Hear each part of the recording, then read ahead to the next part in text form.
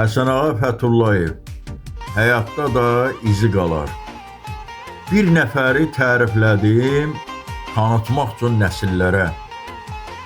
Yazdım böyük bir alimdir, dartdı özünü göylərə. Salam verdim hər görəndə, üzünü yana çevirdi. Dedim bu lovğalıq sənə genindənmi sızıb gəldi? Alimliyin asan bir iş, insanlığın çox çətinmiş.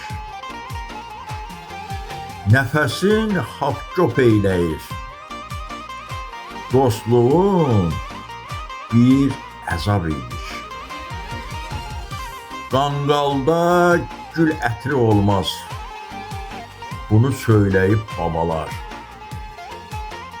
Xain qəlblər saflaşanmaz, həyatda da izi qalar.